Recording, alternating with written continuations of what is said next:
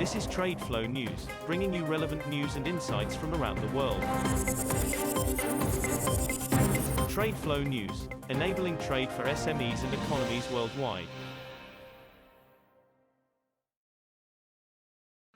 These are some of the key topics that we will be looking into in today's program.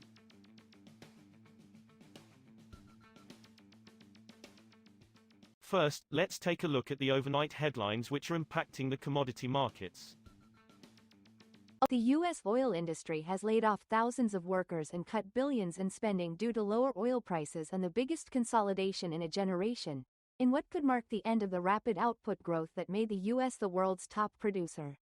The OPEC Plus producer group are increasing output to win back market share that was lost to the United States and other producers in recent years. OPEC Plus agreed on Sunday to further raise production from October by 137,000 barrels per day. Those increases have driven international oil prices down around 12% this year to just above break-even levels for many U.S. oil companies, prompting cuts in spending and jobs that industry officials say could curb production. Oil prices extended gains on Tuesday following the decision by OPEC Plus to increase output by less than market participants had anticipated, while concerns over tighter supply due to potential new sanctions on Russia continued to lend support. Brent crude rose 51 cents, or 0.77%, to $66.53 a barrel by 0645 GMT, while U.S. West Texas Intermediate crude climbed 50 cents, or 0.8%, to $62.76 a barrel. 8 members of the OPEC Plus agreed on Sunday to raise production from October by 137,000 barrels per day. That is much lower than the monthly increases of about 555,000 barrels of oil per day for September and August, and 411,000 barrels of oil per day in July and June. It is also less than some analysts had expected. Moving on to the top news in the energy sector. OPEC on Monday released a compensation schedule from 6 of its members covering the period from last month and until June next year to make up for producing above their targets.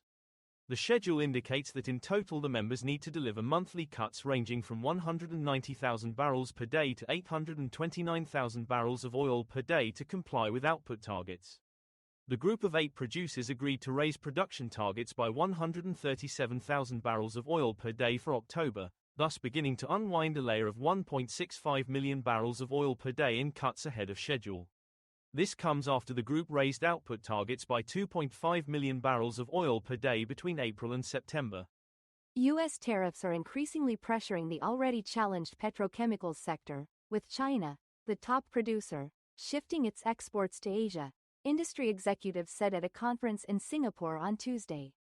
The disruption could lead to a 15% drop in the global petrochemical trade, a Total Energies executive told the APPEC conference.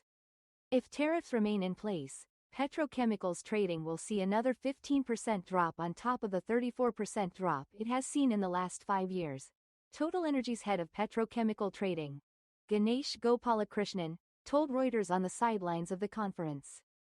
Next, we have the top news in metal markets. Gold prices scaled a record peak on Tuesday, buoyed by a weaker U.S. dollar and a dip in bond yields, as growing expectations of a Federal Reserve rate cut this month lifted demand for the precious metal. Spot gold was up 0.2% at $3,642.09 per ounce, as of 0636 GMT. After hitting a record high of $3,659.10 earlier in the session. U.S. gold futures for December delivery edged 0.1% higher to $3,682.10.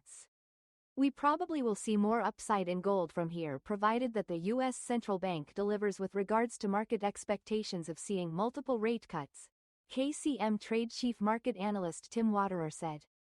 Copper prices on the LME climbed on Tuesday, supported by a weaker dollar and tighter inventories globally. 3-month copper on the London Metal Exchange was up 0.05% at $9,919.05 per metric ton, as of 0703 GMT, while the most traded copper contract on the Shanghai Futures Exchange edged 0.1% lower to 79,650 yuan, $11,179.10, a ton. The dollar index, which measures the U.S. currency against 6 major peers, fell to its lowest since July 24 at 97.323, as dismal U.S. jobs data strengthened the case for Federal Reserve rate cuts. We will now look at the top news in the agricultural sector. Chicago soybeans slipped on Tuesday as traders squared positions ahead of a key crop estimate report, while an absence of demand from top buyer China continued to weigh. The most active soybean contract on the Chicago Board of Trade lost 0.1% to $10.32 minus 6/8 per bushel as of 0257 GMT.